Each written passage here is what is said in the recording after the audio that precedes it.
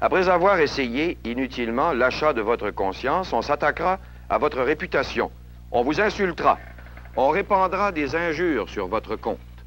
L'ordre, la justice et la charité, ça c'est le trust en paix. Opprimant le peuple sans que personne ose lui adresser la moindre réprimande. L'agitateur, le communiste, l'homme aux idées fixes. Ça c'est tout individu qui dénonce avec des arguments irréfutables les côtés répréhensibles de ce commerce exercé par un monopole au détriment de tout un peuple. Ça c'est tiré d'une conférence du docteur Philippe Hamel, prononcée en 1933, il y a bientôt 30 ans, à Montréal. Vous avez remarqué, hein? Agitateur, communiste, etc. Le vocabulaire n'a pas changé beaucoup depuis 30 ans chez les valets ou les chevaliers servants des monopoles qui s'organisent pour nous exploiter tranquillement. Monsieur le député de Mercier. Monsieur le Président, le gouvernement peut sortir la tête haute de la crise actuellement créée par la hausse des frais de scolarité. La ministre pourrait suspendre la hausse pour 1 an et organiser des États généraux de l'éducation. On pourrait ensemble trouver des moyens de financer les universités sans augmenter les impôts des contribuables ou endetter davantage les étudiants qui font déjà, à notre avis, leur juste part. Parlant de juste part, Transcontinental, premier imprimeur et éditeur au Canada, fait plus de 100 millions de dollars de profit par année depuis des années, mais ne payera pas d'impôts au cours des 2 prochaines années. Pourquoi? Parce qu'elle utilise la même magouille fiscale que Tony Accurso. C'est immoral, mais parfaitement légal avec la loi sur l'impôt actuel. Power Financière et d'autres entreprises utilisent les paradis fiscaux pour échapper à l'impôt. Laisser échapper cet impôt pendant que le gouvernement veut endetter les jeunes universitaires à coups de matraque, c'est carrément scandaleux. Qu'est-ce qu'attend le ministre pour resserrer les règles d'impôt?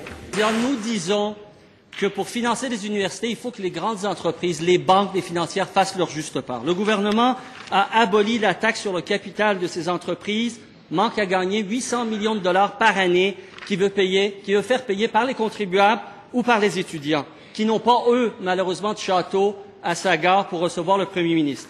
Qui a décidé d'imposer des hausses de tarifs à la classe moyenne et aux étudiants pour pouvoir abolir la taxe sur le capital des entreprises financières? Monsieur le Président, le ministre n'a pas répondu si Tony Accurso, Power Financière ou Transcontinental font leur juste part ou pas. Mou avec la corruption, dur avec les étudiants, Monsieur le Président. Depuis 94 jours, le Premier ministre n'a pas trouvé 5 minutes pour aller s'asseoir avec les représentants des étudiants. On aura compris ce matin, en lisant le journal La Presse, pourquoi le Premier ministre a refusé pendant des années de tenir une commission d'enquête.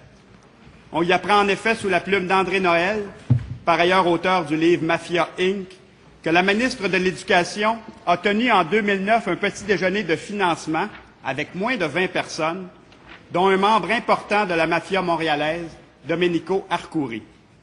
Ce petit déjeuner lobbying d'1 heure, à 1 000 $ le couvert, a rapporté plus de 61 000 $ à la caisse électorale du Parti libéral. La seule défense de la ministre, lit-on ce matin, c'est de dire qu'elle ne connaît pas M. Arcuri. Franchement, M. le Président, il est de notoriété publique depuis 2005 que M. Arcuri est lié à la mafia.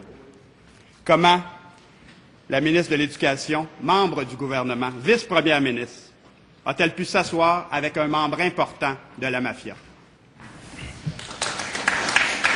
Madame la ministre de l'Éducation.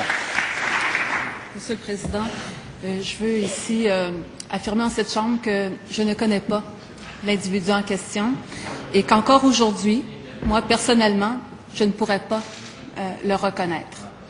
Je prends aussi le temps de vous dire qu'à la lumière des informations que je possède aujourd'hui et des liens qui semblent être établis, bien sûr, je prendrai toutes les précautions pour ne pas me retrouver dans la même situation. Vous savez également que les lois, les règlements ont été resserrés autour du financement de partis politiques, aussi au niveau de l'octroi de contrats ou de certificats d'autorisation. Mais je ne peux que le répéter et je ne m'intéresse pas à ce type d'organisation. Donc, le propre de ces organisations, de travailler dans l'ombre et d'établir des ramifications et de travailler de façon secrète. Moi, je peux juste vous le réaffirmer, je ne connais pas l'individu en question et je ne pourrais pas le reconnaître encore aujourd'hui. Première complémentaire, M. le député de Chambly. Monsieur le Président, la ministre est députée dans l'Est de Montréal depuis plusieurs années, là où se trouve la compagnie de M. Arcoury, dont on connaît depuis 2005 les liens avec la mafia, et la ministre n'était pas au courant, ni ses organisateurs, ni son parti, ni son entourage. Franchement, Monsieur le Président, comment la ministre peut-elle croire un seul instant que la population va gober ça? La ministre ne peut se disculper aussi facilement. Mais, Monsieur le Président, circonstance aggravante, l'attaché politique de la ministre à l'époque était M. Gilles Deguire, un policier d'expérience, de 30 ans d'expérience. Est-ce que la ministre, avec les conseils de son... ne savait pas qui était ce monsieur Arcoury?